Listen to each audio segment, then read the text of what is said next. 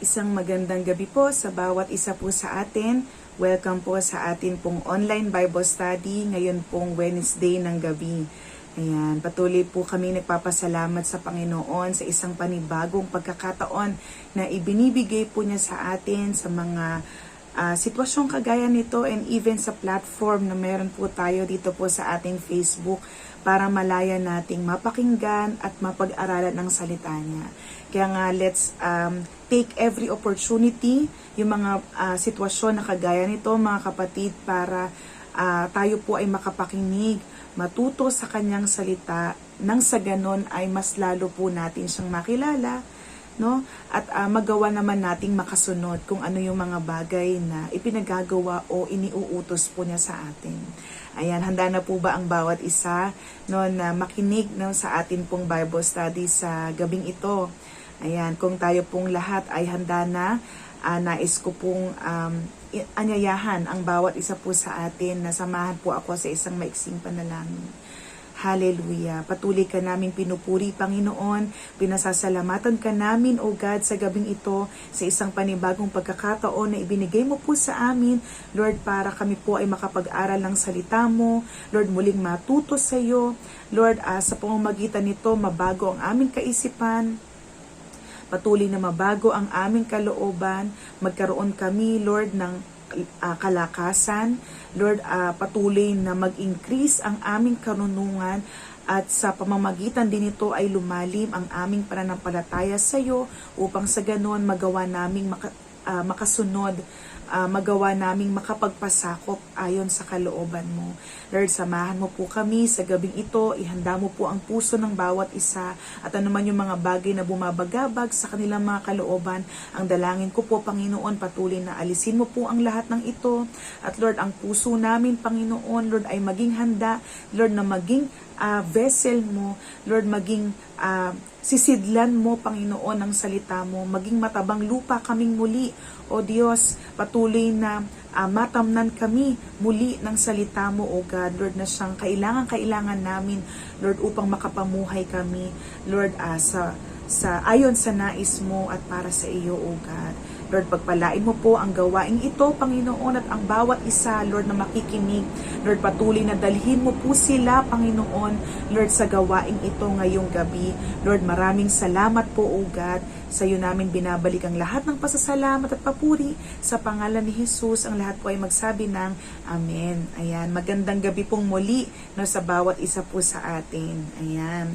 Sige po, tayo po ay magsimula na, no, sa pag-aaral po ng salita ng Diyos sa gabing ito. Ang paksa po na atin pong pag-aaralan sa oras na ito ay may pamagat po na the fruit of the Spirit. Kaya para din ang bawat isa po, no, ay makasunod sa atin sa mapag-aaralan natin ngayon at makuha natin yung context, no, ng atin pong mapag-aaralan. Po pwede nyo rin pong panoorin, no, yung unang video, no, last September, yung Keep in Step with the Spirit. Yan. So parang series po ito, no, mga kapatid. Ayan. So magbalik tanaw muna tayo, no, mga kapatid, bago tayo mag-dive in, no, doon sa talagang paksa natin, no, sa gabing ito. Ayan, so last month, no, ang pinag-aralan po natin ay mababasa natin sa aklat po ng Galatia, Kabanata 5, mga talata 16 hanggang 26. Ayan, keep in step with the Spirit, no, kagaya nga po ng sinabi ko po kanina. Ayan, so alam naman natin, no, na bilang mga Kristiyano, kailangan na alam natin, no, ang gampanin, no, ang bahagi ng banal na espiritu sa ating mga buhay, kasi unless na makilala natin ng lubusan o magawa natin, magkaroon tayo ng pagnanais na makilala kung sino ang banal na espiritu, hindi po natin maiintindihan kung ano po yung mga bagay na ginagawa niyang mabubuti at magaganda sa ating mga buhay. No, kung papaanong andoon ang ating pagkilala, pagpupugay, pagsamba sa ating Diyos Ama, no, ang ating Diyos na nasa langit, at ganun din, no, sa ating Diyos Anak, no, walang iba kundi ang ating Panginoong Hesus. Gayon din dapat yung pagpapahalaga na ating ibinibigay, no, sa banal na espiritu, no, ang Diyos Espiritu Santo. Yan. So it is important for us to value the work of the Holy Spirit, no? Kasi lahat ng mga pagbabago na nangyayari sa ating mga buhay, ang may pakana, ang may gawa nito, walang iba kundi ang banal na Espiritu. From salvation to sanctification, very much involved po, no, ang Holy Spirit, no, sa ating mga buhay, no. Kaya nga talagang mahalaga, no, na maintindihan natin yung role ng Holy Spirit, no, sa ating mga buhay. Ayan, and dito no, makikita natin, no, na mahalaga na malaman at maintindihan natin yung work ng Holy Spirit kasi nga it is for us to prevent, no, para maiwasan natin na tayo ay manangan sa ating sariling kakayahan. Natatandaan natin mga kapatid, no, ang banal na Espiritu ang nagpasimula ng mabubuting bagay. No, ang Panginoon sa pamamagitan ng banal na Espiritu ang nagpasimula ng mabubuting bagay sa ating mga buhay. At nararapat lamang na ang magtapos nito, ang magbigay ng kaganapang nito ay walang iba kung hindi ang banal na Espiritu din. Amen po ba? No, and Paul, no, ang Apostol Pablo na siyang nagsulat ng letter na ito, no, sa mga taga-Galacia, alam na alam niya yung issue na kailangang i-deal, no, sa mga taga-Galacia, no, kasi nga itong mga taga-Galatians na ito, no, nagkakaroon sila ng problema, no, patungkol sa syempre, no, yung pamumuhay, no, bilang isang Kristiyano. Kaya nga 'di ba doon sa Galatians 3 verse 3, talagang nandoon yung pagre-rebuke, no, ni Pablo sa kanya, no, na kayo, 'di ba, sabi niya, kayong nagsimula na sa Espiritu, gusto niyong magtapos sa pamamagitan ba ng inyong sariling kapangyarihan o kakayanan. Natatandaan natin mga kapatid, hindi natin kayang baguhin ang ating mga sarili. Amen po ba? Tayo po ay likas na limitado, kulang, no, yung ating kakayahan, no, at dahil tayo ay nagsimula spiritually, dapat din spiritual din ang pamamaraan ng ating pagtatapos o yung kaganapan, no, ng ating buong pagkatao. At yun po ay mangyayari walang iba kundi sa pamamagitan lang po ng banal na Espiritu. No, kaya talagang dito, no, sa naging lesson natin, kaya nga may question tayo 'di ba? Paano ba talaga tayo makakapamuhay in a spiritual sense, no, na ang basehan natin ay yung kalooban ng Panginoon, yung pagkilos ng banal na Espiritu, na hindi tayo mananangan, no, sa ating natural na kakayahan, natural na karunungan at limitadong capability o kapabalidad, no? At hindi tayo magiging makamundo, no, sa ating mga pamamaraan, no, papaano tayo titigil na tumingin, no, sa mga paraang makamundo o paraang makalaman at magsimulang tumingin, no, walang iba kung hindi sa banal na Espiritu para tayo ay talagang tunay na mabago. And dito, no, dito sa Galatians chapter 5 verse 16 to 26, na nakita natin, no, sa bawat verses, no, na ating natunghayan, no, talagang meron tayong matututunan. No, una dito, no, andito yung command ng Panginoon sa atin, no, na binanggit ng Apostle Paul. 'Di ba yung una, no, yung sa verse 16, no, 'di ba, the command, no, na ang nais ng Panginoon sa atin ay tayo ay mamuhay, no, ng ayon, no, sa banal na Espiritu, to walk by the Spirit, to keep in step with the Holy Spirit, no, sa ating mga buhay. And syempre, no, para magawa nating matutunan na sundin, no, yung utos na ito ng Panginoon sa atin to keep in step with the Spirit, kailangan maintindihan kasi natin yung ating sitwasyon, that there is a conflict, no, yun yung pangalawa, na merong ongoing battle, no, sa buhay ng isang nakakilala. No, sabi ko nga po, 'di ba, sa isang taong hindi nakakilala o walang tunay na pagkakilala o pananampalataya sa Panginoon, hindi problema sa kanila itong mga bagay na ito. Amen po ba? No, yung battle between the Spirit, the Holy Spirit, and the flesh, ito po ay nangyayari sa buhay ng mga Kristiyano. No, kasi nga, of course, no, kahit na tayo po ay ligtas na, at ang banal na Espiritu ito po ay nananahan na, indwelling na, no, sa ating mga buhay. Yet we are still living in this fallen world, at tayo po ay nandito pa rin, no, sa ating lupang katawan. Hindi pa rin nare-redeem, no, ng ating Panginoon. Hindi pa rin siya glorified. No, kaya talagang we have limitations, no, may mga hangganan talaga yung ating katawan, no? Kaya nga hindi natin magagawang baguhin yung ating sarili, 'di ba? Kung sa ating sariling pamamaraan lang. And dito, no, para mas lalo nating maintindihan pa yung conflict na ito, dito nag-lay down si Pablo ng ilang mga bagay, no, mga behavior, para magkaroon ng contrast, no, para ma-differentiate, no, ma-compare, no, ano yung buhay na kung saan ang nangunguna walang iba kundi ang flesh o ang laman, at ano yung buhay kung ang nangunguna naman walang iba kundi ang banal na espiritu. Ang apat is yung conquest.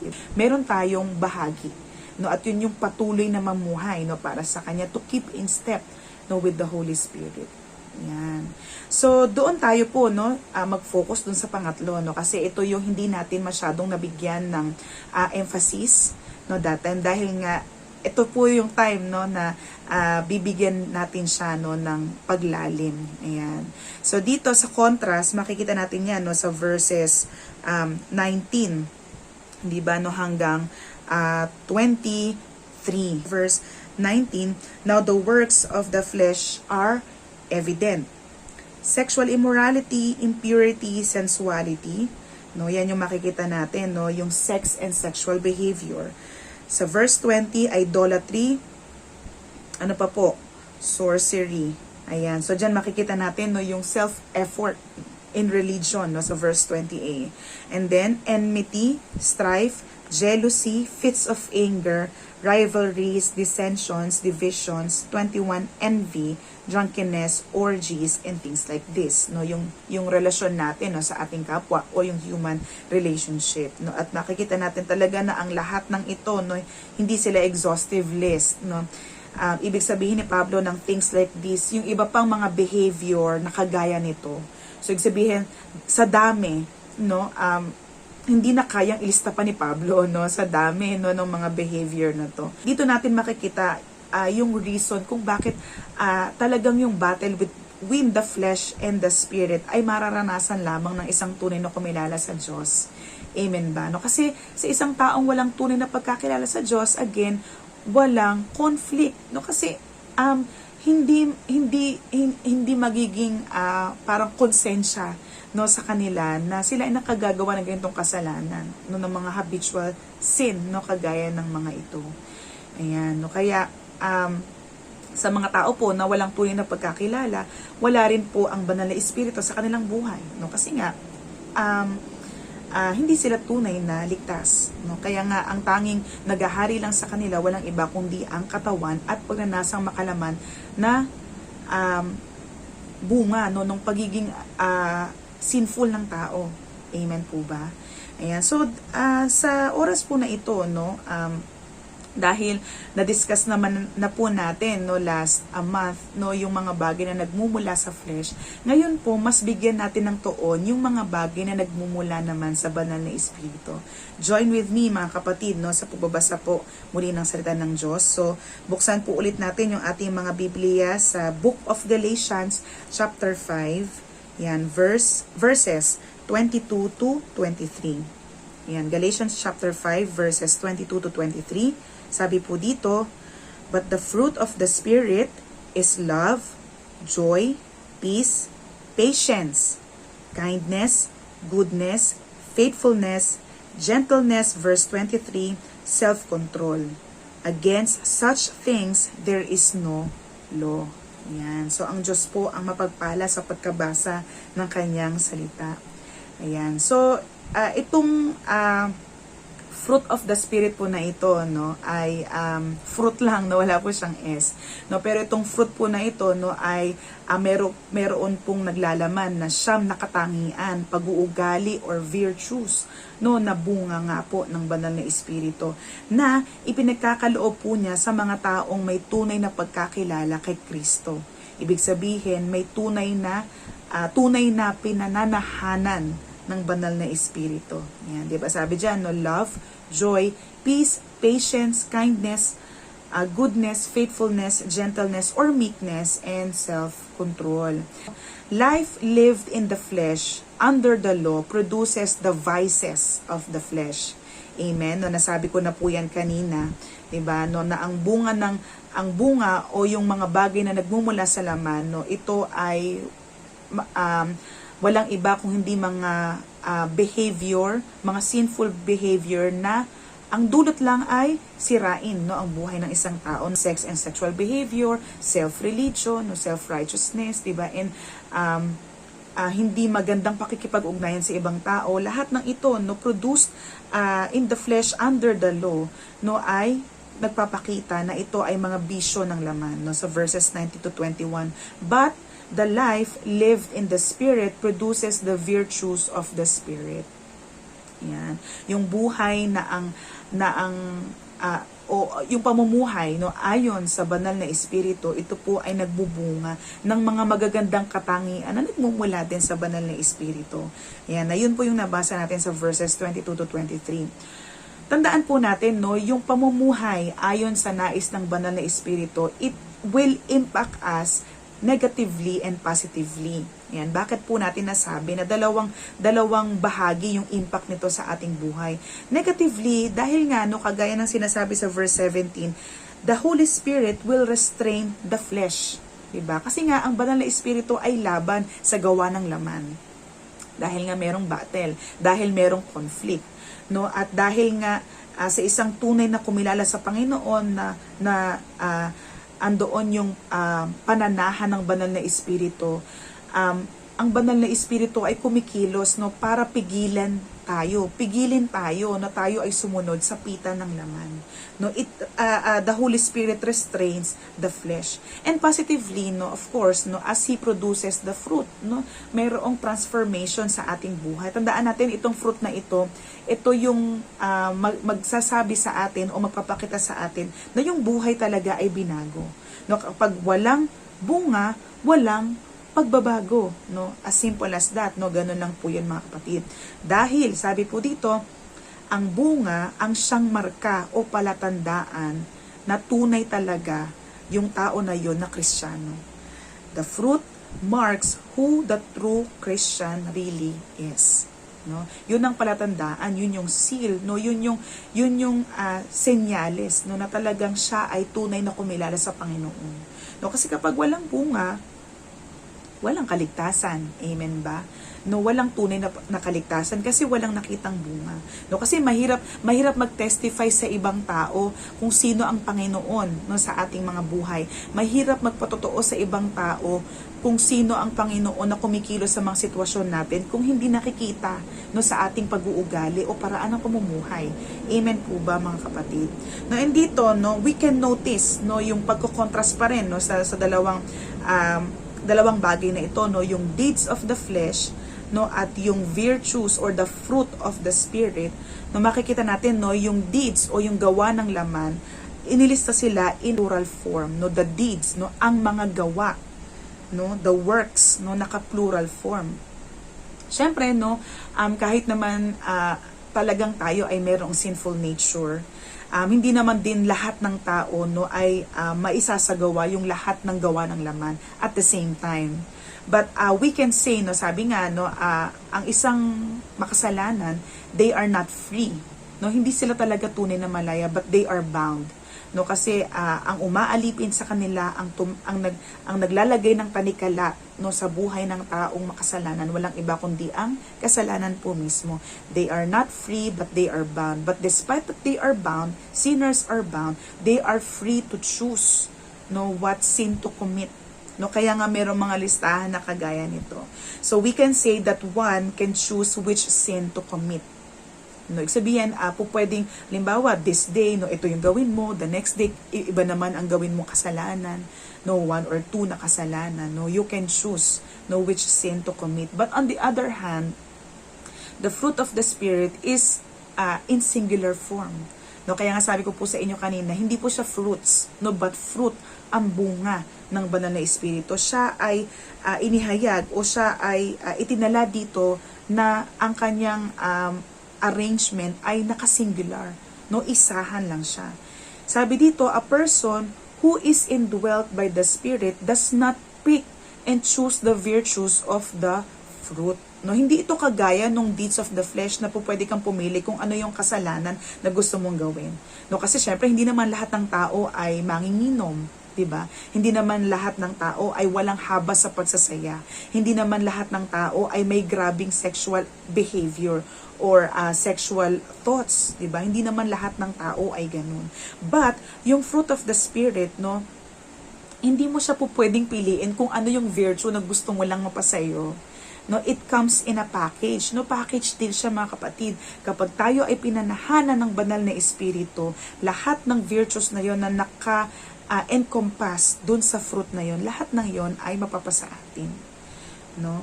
It all comes in that person's life. No, yung tao na yon, no, na pinananahanan ng banal na espiritu. No, sabi nga po no, sa Hosea 14 verse 8, at dito natin makikita no, na ang fruit na ito, it is not through our works, no, definitely, no, hindi siya sa gawa ng tao, the means of people, the human approach, no, the human means, hindi po siya. Kung hindi, ito po ay walang iba kung hindi sa pamamagitan po no ng kilos, no, ng grace ng Panginoon sa atin.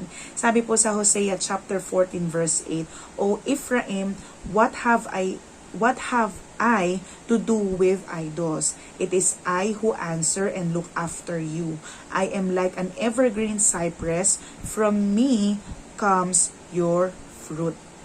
Mula sa akin nagmumula ang iyong bunga. And of course, no, even sa Salmon, kaya makikita natin, no, itong fruit na ito na binabanggit ni Pablo sa Galatians, hindi lang natin siya mababasa sa New Testament, no, pero we can trace it back also, no, sa ilang mga segments or verses no, sa Old Testament.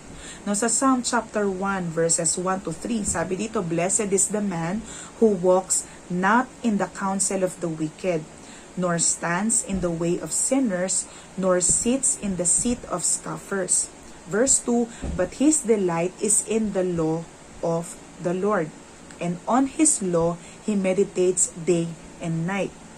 Verse 3, He is like a tree planted by streams of water, that yields its fruit in its season, and its leaf does not wither. In all that he does, he prospers. Ayan.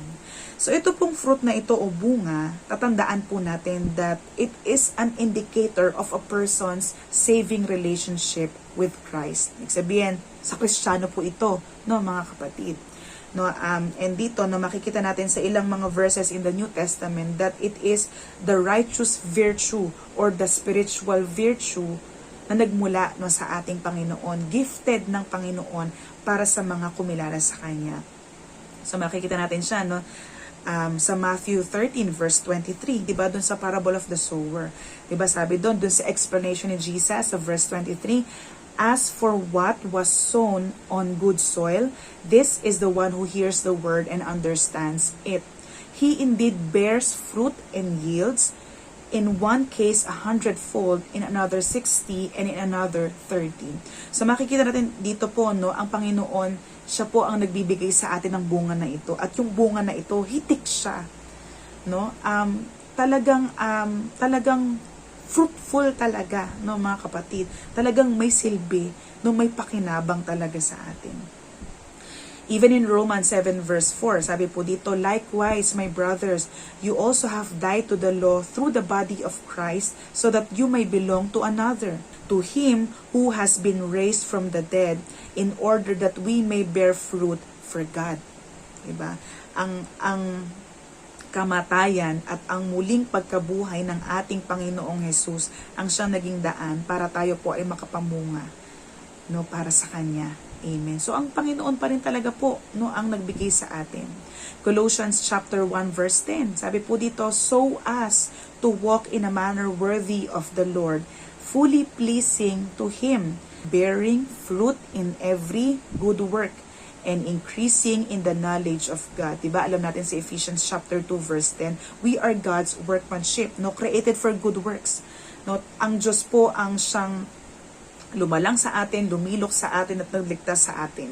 No, lahat po ng yan, ang Diyos po ang may gawa. At ang lahat ng ito, its very purpose is for us to be fit, to do every good work. At yung good work naman na ito, no, ay makapamunga ng bunga. Amen.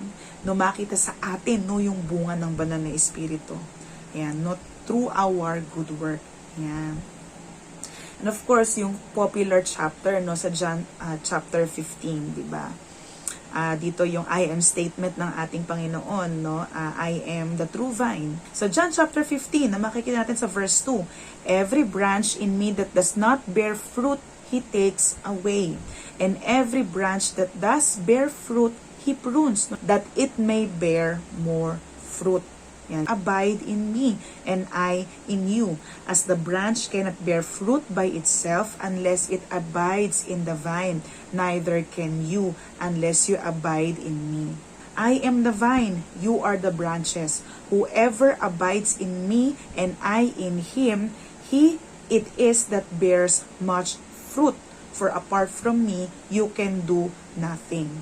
If anyone does not abide in me, he is thrown away like a branch and withers, and the branch are gathered, thrown into the fire, and are burned. Amen. Sa John 15 po yan. And even po, no, sa ibang mga bahagi, no, ng banal na kasulatan, we can see other behaviors that indicated to be fruit, no, mga bunga din. Kaya nga sabi ko sa inyo, no, kagaya nung deeds of the flesh, no, ito pong fruit of the spirit is hindi siya exhaustive. Amen. Yung mga virtues o yung mga behaviors or attitudes na makikita natin, no, dito sa fruit of the spirit, no, hindi lang ito yung mga yon. Amen po ba?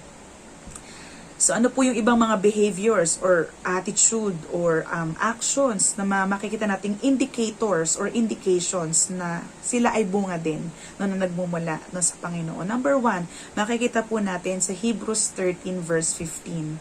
Sabi dyan, through Him, then, let us continually offer up a sacrifice of praise to God, that is the fruit of lips that acknowledge His name. So makikita natin, no, yung pagbibigay ng papuri, no, a sacrifice of praise, no, yung pagsamba sa Panginoon ay considered na fruit. Amen. Worship is fruit. Amen ba? Worshiping God is fruit.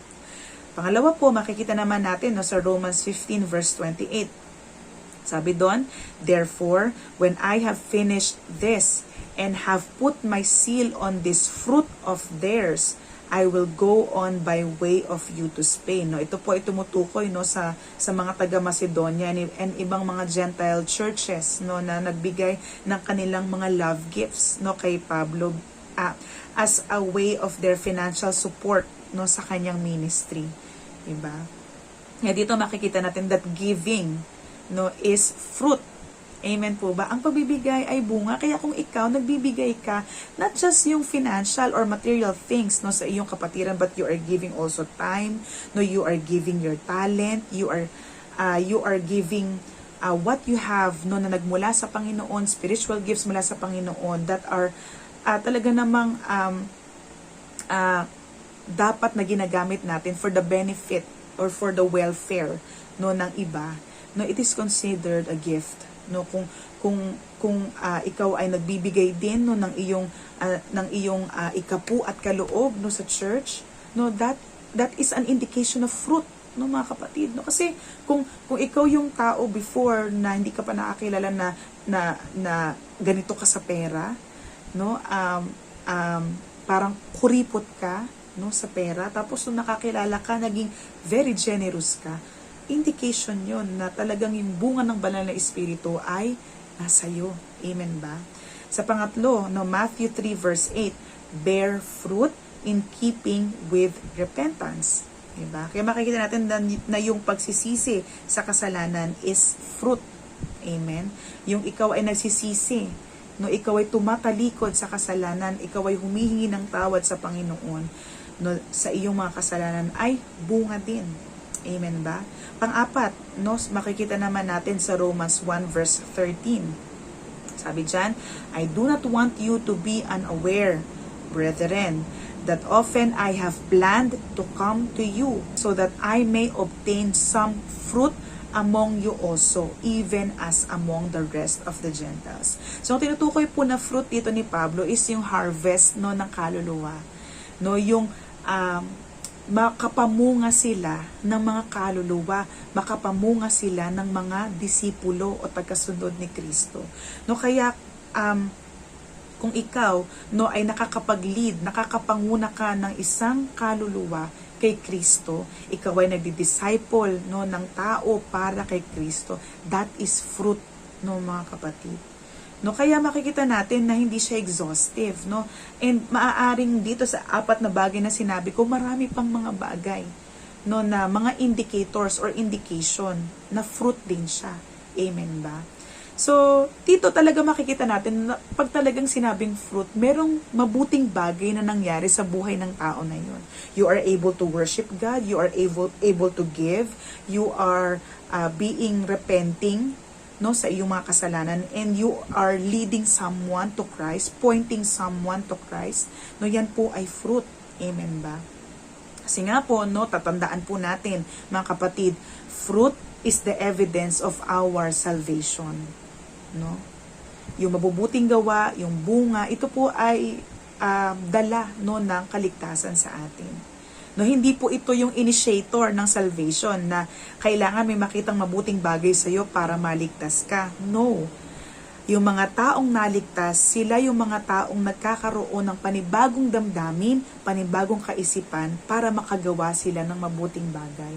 No, kasi you can never be consistent on doing good works or bearing fruit, no, unless you are saved and the Holy Spirit indwells in your life.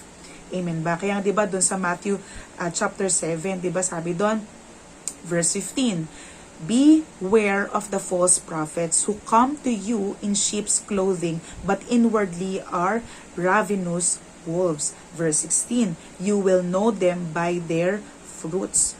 Grapes are not gathered from thorn bushes, nor figs from thistles are they. Verse 17, so every good tree bears good fruit, but the bad tree bears bad fruit. Verse 18, a good tree cannot produce bad fruit, nor can a bad tree produce good fruit. Verse 19, every tree that does not bear good fruit is cut down and thrown into the fire. Verse 20, so then you will know them by their fruits. Diba? Makikilala mo sila no, sa pamamagitan ng bunga na meron sila. No, hindi ka magiging judgmental or yung Gen Z word na judger, no, hindi ka magiging judger sa kanila, no, pero makikilala mo ang isang tao sa pamamagitan ng bunga na meron siya, no, kasi hindi mo naman makikita o malalaman kung si Kristo ay nasa puso niya unless mag-manifest yun no, sa buhay niya. Amen ba? So you will know them, no, you will know your life, no, kung ikaw ba talaga ay na kay Kristo sa pamamagitan ng bunga. No, meron bang bunga na nakikita sa buhay mo na kapag ba may nakakausap ka, kapag ka ba meron kang problemang pinagdaraanan, may sitwasyon kang kinakaharap, no, anong klaseng bunga yung ipinapakita mo o nagmamanifest no sa mga sitwasyon na yon. No, yan kasi yung mga pamantayan, mga kapatid. So the fruit of the Spirit, no, makikita natin, no, they are commands to us. No, ito po ay mga utos sa atin. We are commanded to love, we are commanded to worship, we are commanded to have peace, to have joy, amen, to be patient, we are commanded to have to be faithful, amen, to be gentle, we are commanded to pursue goodness, to have self-control. But we see no that they are the works of the Holy Spirit. Although we are commanded to do these things, no, to become these things, but they are the works of the Holy Spirit. No, unless nga again no na ang Holy Spirit ang gumawa nito sa ating buhay, we cannot abide no dun sa commandment na yun, mga kapatid. Because no, we are commanded to do what only the Spirit can do in us. No, when we are commanded to love, no, magagawa lang nating umibig, no, kasi ang banal na espiritu ang magsha-shower ng love sa atin. No, ipakikita ng banal na espiritu how to love and why we should love, no? Ganun po 'yun, mga kapatid. No, kaya nga sa oras na ito, no, tingnan natin no yung mga virtues no na naka-encompass no dito sa fruit of the Spirit. And this is not according, no, kung ano yung pinakamahalaga, no, they are all equally important, no. Hindi po ito inilista ni Pablo dahil mas mahalaga yung isa kaysa dun sa nahuli, no. But of course, no, with an exemption dun sa love, because syempre, no, kagaya ng sinasabi sa 1 Corinthians chapter 13, love is the greatest, diba? Pinakadakila pa rin ng pag-ibig, kaya dapat lang no, na siya ang mauna. Kaya po sa number 1, love. Ayan. So yung unang attitude, unang virtue, unang behavior, or unang katangian na makikita sa isang tunay na kumilala sa Panginoon, walang iba kung hindi ang pag-ibig. May pag-ibig ka ba, no, mga kapatid? No, hindi po ito, no, yung government institution, no, mga kapatid, no. Yung love, ayan. Yung love po na tinutukoy dito, walang iba kundi yung agape, no, love at the highest level. The noblest kind of love, and that is characteristic of God. And syempre, no, para maintindihan natin itong love na ito, dapat maunawaan natin yung nature nito, yung kalikasan ng pag-ibig. So, what better way, no, para i-define natin ang love kung hindi basahin natin kung ano yung sinasabi ng 1 Corinthians chapter 13 about love. So, buksan po natin, no, yung atin pong mga Biblia, no, sa 1 Corinthians chapter 13, the love chapter, di ba, sabi niya. Diba sabi po doon, no, ni Pablo, if I speak in the tongues of men and of angels but have not love, I am a noisy gong or a clanging cymbal. Verse 2, and if I have prophetic powers and understand all mysteries and all knowledge, and if I have all faith so as to remove mountains but have not love, I am nothing. Verse 3, if I give away all I have, and if I deliver up my body to be burned, but have not love, I gain nothing. Verse 4, love is patient and kind. Love does not envy or boast. It is not arrogant. Verse 5, or rude. It does not insist on its way. It is not irritable or resentful. Verse 6, it does not rejoice at wrongdoing, but rejoice with the truth. Verse 7, love bears all things, believes all things, hopes all things, endures all things. No, ito po yung ibig sabihin ng love. Kaya nga talagang dito sa closing remarks, no, ni Pablo sa chapter 13, talagang binanggit niya that the greatest of this is love. Walang papantay talaga sa pag-ibig. And dito, no, makikita natin, no, kung papaano din naman ito pinakita ng Panginoon sa atin, 'di ba? Sabi po sa John 15 verse 13. Ayan, basahin po natin. Ano po ang sabi po doon? John 15 verse 13, greater love has no one than this, that someone laid down his life for his friends. No, ito yung pinakamagandang definition talaga, no, ng agape, no, ng love. Kasi maraming klase ng pag-ibig, no, mga kapatid, no, merong pag-ibig para sa magulang, para sa partner, no, merong romantic love, no, pag-ibig para sa kaibigan, 'di ba? No, pero yung love na tinutukoy dito, no, dito sa unang point natin, walang iba kundi yung agape, no. Itong binanggit, no, ng ating Panginoong Hesus sa John chapter 15 verse 13, this is love that is the noblest of all loves. Ito yung pag-ibig na higit sa lahat ng pag-ibig, no. Basahin po natin, no, yung 1 John chapter 3 verse 4. Yan, no, para mas lalo nating maintindihan why this kind of love, this self-sacrificing, this humble love, no, is the noblest of all loves. Yan. 1 John chapter 3 verse 14 to 18. Ano po ang sabi doon?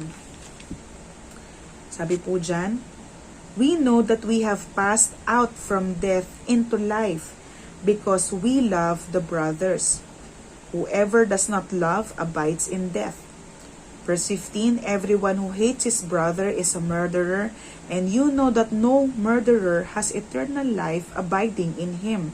Verse 16, by this we know love, that he laid down his life for us. No, kagaya ng sinasabi sa John 15 verse 13. And we ought to lay down our lives for the brothers. Verse 17, but if anyone has the world's goods and sees his brother in need, yet closes his heart against him, how does God's love abide in him? Verse 18, little children, let us not love in word or talk, but in deed and in truth. Diba? So just as Christ laid down His life for us, no, and bilang tugon dun sa pag-ibig na yun na ating tinanggap sa ating Panginoong Jesus, as Christian, we ought to lay down our lives for our brothers and sisters in Christ. Hindi po tayo inibig ng Panginoon para sarilinin natin yun. No? Kaya nga, yung second greatest commandment is to love your neighbor as yourself. Amen ba? Tayo po ay inibig ng Panginoon para ipakita din naman na yun, yung pag-ibig. No, merong vertical na demonstration ng love from God to us, and meron ding horizontal, no, from us to others, no, to our neighbors, no, to our fellow believers. Una't higit sa lahat, no, we ought to lay down our lives, no, as our demonstration, no, of our love, no, for our neighbors. Amen. And dito makikita natin that this is really a sacrificial love, no. Romans 5 verse 8, diba? Doon makikita natin na even while we were still sinners, Christ died for us, diba? Kahit na tayo po ay makasalanan, ang ating Panginoon ay namatay na para sa atin, no? And it just shows, no, na kung ang Panginoon namatay na para sa mga kasalanan even before na sila ay kumilala sa Kanya, di how much more tayo? That we should extend that same love not just to our brethren but even to strangers, and much more to our enemies. Amen po ba? So ito po yung nature ng love, no, na makikita natin. Pangalawa, ano yung example ng love, no, for us to better understand and magawa nating maisapamuhay itong noblest kind of love na itinuturo sa atin ngayon.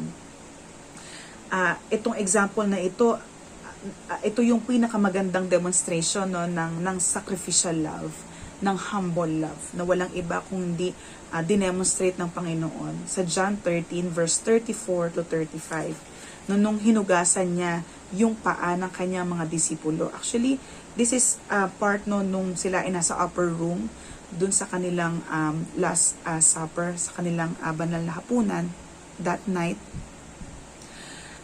Itong mga disipulo na ito, dahil syempre nandun sa kanila andun pa rin yung human attitude that they are proud. Kasi actually during that time, they were discussing who is the greatest in the kingdom.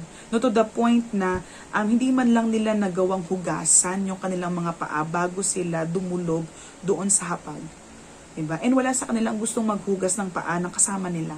No, kaya nga si Jesus, no, bilang pagpapakita ng hindi lang ng love but an example of service, si Jesus, no, siya ay lumuhod, no, para maghugas, no, ng mga paa ng kanyang disipulo, no. And siguro, no, kung tayo yun, no, parang kahit tayo mahihiya din tayo na mga kapatid, kasi itong walang kasalanan na ito at ito na hindi nagmamalaki, no, sa lahat ng mga bagay, ito pa yung nagkusa, no, na maghugas ng aking mga paa.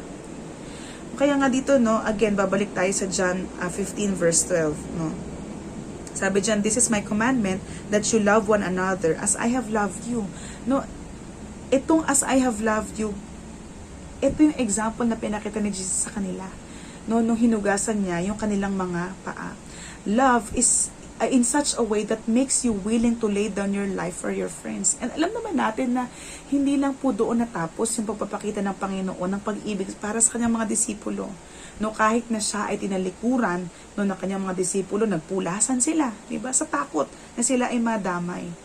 No, pero ang Panginoong Hesus namatay pa din, no, para sa kanilang lahat. Kasi po, no, ang pattern ng Panginoon ng pag-ibig is a humble love and self-sacrificing love. Na nais ng Panginoon na dahil tayo po ay kumilala sa Kanya, we should demonstrate the same. We ought to do the same, mga kapatid. So ito po yung example, no, na ipinakita sa atin, walang iba kundi ng ating Panginoong Hesus. Dito makikita natin, no, yung command, no, sa pangatlo. No, sa John 13 verse 34, no, yung text din natin kanina. Sabi po doon, no, a new commandment I give to you, that you love one another just as I have loved you, you also are to love one another. Diba? So makikita natin dyan, no, yung command. No, Ephesians 5 verse 1, no, Colossians 3 verse 12. Makikita natin that we are to love in the way He loved. No, and of course, no, hindi naman din natin talaga magagawang umibig kung hindi rin naman ang Panginoon ang unang umibig sa atin. Amen po ba? Sa 1 John chapter 4, verse 7 to 12, ano pong sabi doon? Beloved, let us love one another, for love is from God, and whoever loves has been born of God and knows God. Anyone who does not love does not know God, because God is love. Verse 9, in this the love of God was made manifest among us, that God sent His only Son into the world so that we might live through Him. In this is love, not that we have loved God, but that He loved us and sent His Son to be the propitiation for our sins. Verse 11, beloved, if God so loved us, we also ought to love one another. No one has ever seen God. If we love one another, God abides in us, and His love is perfected in us. No explanations needed, mga kapatid. No, dahil ang Diyos ay pag-ibig at tayo ay na kay Kristo, nararapat lang na tayo ay umibig din. Verse 19, sabi dyan, we love because He first loved us. Verse 20, if anyone says, I love God and hates his brother, he is a liar. For he who does not love his brother whom he has seen cannot love God whom he has not seen. And this commandment we have from Him, whoever loves God must also love his brother. No? Kaya talagang yung pag-ibig na ito, hindi po siya nakadirekta, no, sa ating sarili. Itong pag-ibig na ito, ibinigay ito sa atin, ipinaranas ito sa atin ng Panginoon para ipakita sa iba. No, kasi pagpapatunay ng pag-ibig natin, no, sa Diyos, yung pag-ibig natin, no, sa kapwa natin. Amen po ba? Sino man sila, saan man sila nagmula, ano man ang ginawa nila o ginagawa nila sa atin. No, bilang anak ng Diyos na umibig sa atin, we ought to love them. Amen po ba? Ayan. So power, no?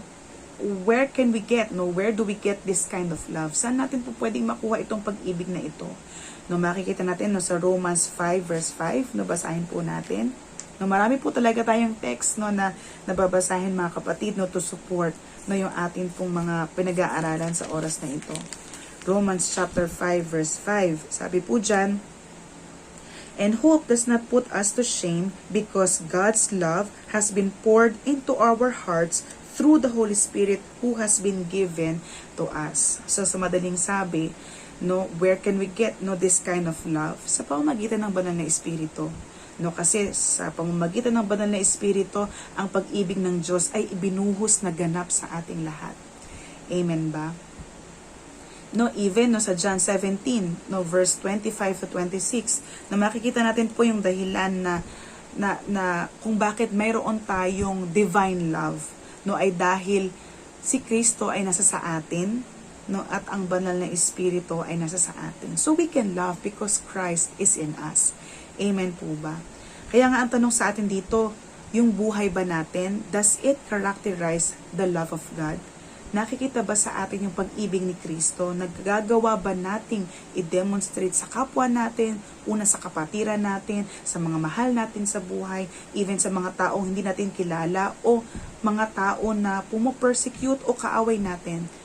Do we characterize love, no, sa ating mga buhay? No? Yan, iiwan ko po yan sa inyo, mga kapatid. Sa pangalawa po, no, joy. Ayan. So, ito po ay bahagi din, no, ng bunga ng banal na Espiritu. If we have love, then we can also have joy. No? Kasi nga, sabi nga po kanina, no, ito po ay package deal. No? Hindi po tayo po pwedeng mamili na, ay, joy lang ang gusto ko, pero ayaw ko ng love. Amen. No, again, kung ang banal na Espiritu po ay nasa atin, no, tayo po ay pagkakalooban niya ng pag-ibig at kakayahang umibig. Tayo po ay pagkakalooban din niya ng kagalakan at yung pananatili ng kagalakan din naman na yun. Amen ba? So ano pong nature ng joy? No, ito pong joy na ito, tatandaan natin, iba po siya sa happiness. Ayan. No, kasi dahil medyo may konti silang relation, no, madalas na mapag-interchange sila. No, pero malaki po ang difference ng joy sa happiness. Ang happiness po, it is directly related to favorable circumstances or situation. Pag maganda ang buhay, masaya ka. Amen? No, kapag may natanggap kang blessing, masaya ka. No, kapag merong promotion sa trabaho, masaya ka. Kapag gumaling ka mula sa karamdaman, masaya ka. No, ang joy po iba. Sabi dito, joy is unrelated to shifting circumstances. No, wala po siyang kinalaman no dun sa mga pabago-bagong sitwasyon ng ating mga buhay. Ito po ay galing sa Greek word na chara o kara. Yan, sana po tama yung pronunciation ko, no? Kara or chara. No, it is a deep-seated, settled joy. Yung talagang nakabaon talaga na to the point na hindi mo siya kayang idig, hindi mo siya kayang hukayin. No, kasi grabe yung pagkabaon niya sa buhay mo. It is a settled joy that provides constant satisfaction and contentment. Na kahit na pabago-bago ang sitwasyon, pero yung joy mo nananatili. No, yun po yung ibig sabihin nun, mga kapatid. No? Diba? Sabi nga po sa Nehemiah chapter 8 verse 10, the joy of the Lord is your strength. No, dahil sa Diyos nagmumula ang joy, dahil ang Diyos ang nagbibigay ng kagalakan na yun. It means that the joy we have, no, bilang mga anak niya, does not rise and fall in our circumstances. No, hindi siya fluctuating, no, nakagaya ng kuryente natin, 'di ba? Kapag malakas ang ulan. No, hindi siya pabago-bago na po pwede mong i-switch on or i-switch off. Depende sa gusto mo. No, na hindi po ganoon ang joy. Basahin po natin, no, sa 1 Peter 1 verse 8, no, yung joy in connection, no, sa ating salvation. No? Though you have not seen Him, you love Him. Though you do not see Him, sabi dyan, you believe in Him and rejoice with joy that is inexpressible and filled with glory. No, yung joy na ito, yung tinutukoy dito na joy, no, sa 1 Peter, it has a direct connection to our ultimate salvation. A settled joy based on the unchanging promise and power of God that in due time, amen ba? No, tayo po ay kanyang kukunin, no, dadalhin niya tayo kung nasan siya, babaguhin niya ang ating katawan, amen. Tayo ay mamumuhay ng pangwalang hanggan kasama siya, na mayroong pangwalang hanggang kagalakan din. Amen po ba? Ayan. So, basahin naman po natin, no, yung John 16, verse 20 to 22. Ayan. Ano naman po ang sabi po doon ng ating Panginoong Hesus? Sabi dyan, truly, truly, I say to you, you will weep and lament, but the world will rejoice.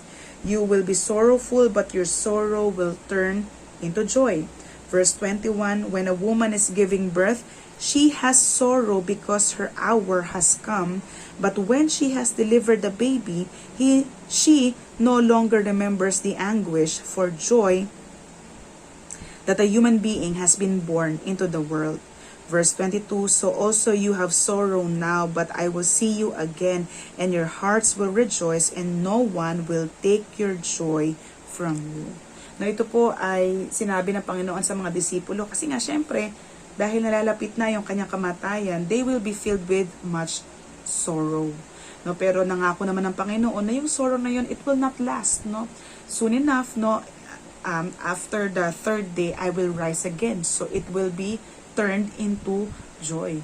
No, na dinemonstrate niya inihalin tulad niya yon, no, inillustrate niya, no, nakagaya ng isang babae na may hirap, no, at mayroong anguish, may anxiety sa panganak. Pero once na makita na niya yung bata, no, na alive and kicking and crying, diba? Sabi nga ng mga mami, no, yung lahat ng pagod, yung lahat ng hirap sa pagpanganganak nawawala. No, kaya nga sabi dito ni Jesus, no, you have sorrow now, no, but your hearts will rejoice, and no one will take that joy from you. No, kasi nga siya po ay nag-resurrect na, and even no sa ating mga buhay po sa panahon ngayon, we have this blessed hope that this joy will never be taken away from us. No, kasi meron tayong pag-asa. We have this future glory no na ating iniintay. Amen po ba?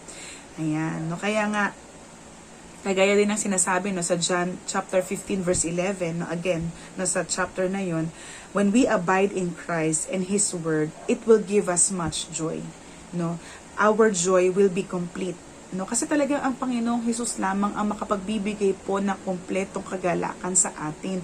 Hindi ang tao, hindi ang bagay, hindi ang sitwasyon, hindi ang anumang bagay sa mundong ito, ang ating Panginoon lamang. So as Jesus' obedience was the basis of His joy, so it will be to all believers who obeys Him. No? Kaya nga, when we obey no yung salita ng Panginoon, nagkakaroon ng kaganapan no sa ating kagalakan. No, kasi nga, ang Diyos lamang talaga yung pwedeng magbigay sa atin ng kakaibang joy na yun. Hindi po killjoy ang Lord. Tandaan po natin yan. But tayo, no, gumagawa tayo ng mga paraan na sa tingin natin, no, ay siyang makapagbibigay sa atin ng joy, pero hindi pala, no, they are just temporal things. No, that sometimes, no, itong mga bagay na ito, it might take away talaga yung joy sa atin. No, kasi hindi sila pang matagalan. Amen ba? Amen ba? So ano pong example ng joy na ito? Makikita natin to sa Isaiah chapter 53 verse 3 and even in Hebrews 12 verse 2. Diba doon sa Isaiah chapter 53 verse 3, He bore no our transgressions. No? He is filled with sorrows. He bore our sorrows. Amen ba? So dito makikita natin na papaano na naging example si Jesus ng joy. Basahin po natin no yung sinasabi sa Hebrews 12 verse 2 in response no dun sa sorrow, dun sa anguish no na kanyang dinala no sa krus ng Kalbaryo. Chapter 12 verse 2, sabi po diyan, looking to Jesus, the founder and perfecter of our faith, who for the joy that was set before him endured the cross, despising the shame, and is seated in the right hand of the throne of God. Jesus knew no that beyond the death no on the cross, there is joy awaiting in Him. And yun ay walang iba kung hindi siya ay maupo sa kanang bahagi no o kanang kamay ng trono ng Diyos. Amen ba? So, He is also the prime example of joy. No, nasa kabila ng lahat ng kanyang mga naging suffering, this suffering could never overpower the promise of God for Jesus. No, kaya nga He endured the cross. And sa atin, no, this suffering is only temporary, mga kapatid. This pain is only temporary. No, we can take hold of the promise of God because we know na yung promise ng Panginoon, yun talaga yung mag-endure. Yun talaga yung mananatili at yun talaga yung magkakaroon ng lubos na kaganapan. Amen ba? So ano po yung command sa atin no, in response to this? Because Jesus have set an example of having this consistent joy, this deep-seated joy. What is the command sa ating mga Kristiyano? To remain joyful. Amen? Diba? To rejoice in all circumstances. Amen ba? Basahin po natin no, sa Philippians chapter 3 verse 1. Ano po ang sabi doon? Finally, my brothers, rejoice in the Lord. Chapter 4 verse 4. Ano po ang sabi doon? Rejoice in the Lord always. Again, I will say, rejoice. Hindi po ba? So, andun po yung constant no, na pagtuturo sa atin no, ng Panginoon to always rejoice. Lagi tayong magalak no, sa ating Panginoon. Amen po ba? Kaya nga sabi din no, sa 1 Thessalonians 5 verse 16, rejoice always. No? Ito po ay utos sa atin na tayo ay maging joyful, na tayo ay mag-rejoice. No? Amen po ba? And power, no? Where do we get this joy? No? Paano natin makakamtan yung joy na ito? No, sabi po sa Romans chapter 14, no, verse 17, ito na po ang ating huling verse na babasahin. Yan. And dito na din po tayo magtatapos, no, mga kapatid. Ayan. So Romans 14 verse 17, sabi dyan, for the kingdom of God is not a matter of eating and drinking, but of righteousness and peace and joy in the Holy Spirit. So again, no, if we keep in step with the Holy Spirit, if we walk by the Spirit, you are full of joy. No, kaya nga we can confidently say that in His presence there is fullness of joy. No, kasi nga yung presensya ng banal na Espiritu, ito yung nagbibigay ng kaaliwan sa atin, mga kapatid. That's why nothing can take the joy away from us. No, kasi the Holy Spirit, it's Himself, His presence, the presence itself, no, ng banal na Espiritu is already giving us joy. Amen ba? So, kaya natin talagang mag-thrive, no, even in the midst of suffering. Kaya nating umibig, no, even sa mga sitwasyon o even sa mga taon that seems unlovable or very unloving. Amen ba?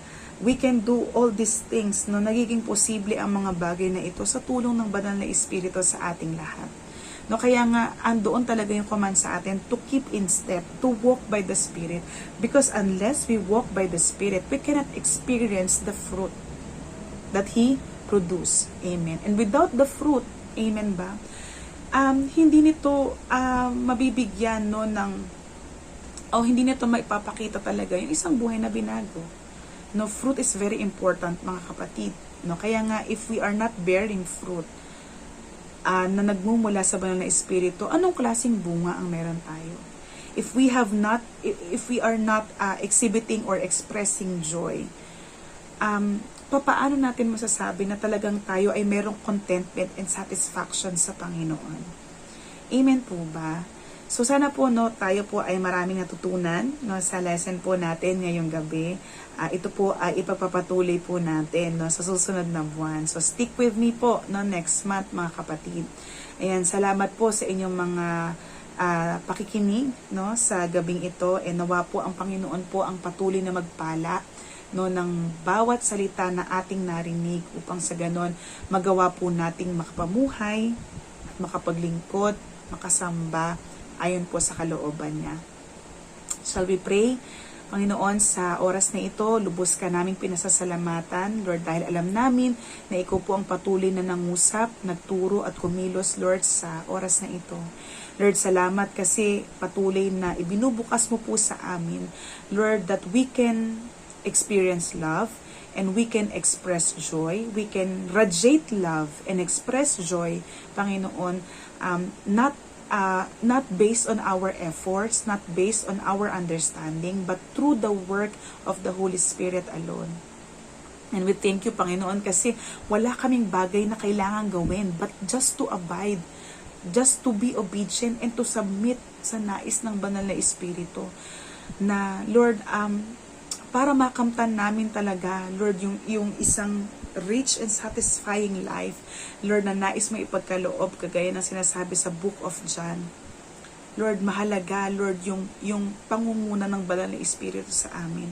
And we pray, Panginoon, na lalo kami maging submissive sa nais ng banal na Espiritu, lalo kaming mag-take part, Lord, sa mga bagay na nais gawin ng banal na Espiritu sa aming mga buhay. And may this word, O God, na aming narinig sa gabing ito, Lord, may you sanctify us, O God, ang bawat isang nakapakinig, Lord, ng salita mo. Lord, samahan mo po ang bawat isa, Lord, so that we may be able to live for you, through you, Lord, sa pamamagitan mo lamang, Panginoon. Lord, salamat din po sa pagkakataon na Ikaw po ay aming maihayag sa oras na ito. Lord, sa platform na ginagamit namin, Panginoon, para maraming tao ang maabot ng salita mo. And Lord, nawa, Ikaw ang na-enthrone, Ikaw ang nag-glorify, O God, sa pagpapahayag ng salita mo sa gabing ito. Salamat po, Panginoon. Tunay nga na Ikaw ang aming pinupuri, pinasasalamatan at dinadakila. Sa pangalan ni Jesus, ito po yung aming dalangin. Ang lahat po ay magsabi ng Amen. Ayan, magandang gabi po sa atin pong lahat at maraming salamat pong muli sa inyong pakikiisa at pakikinig sa ating mga online services. We will see you po this coming Friday sa atin pong Care Ministry program and for another Bible study next week, next Wednesday. Amen po ba? Dito po sa atin pong page. Salamat po and to God be all the glory.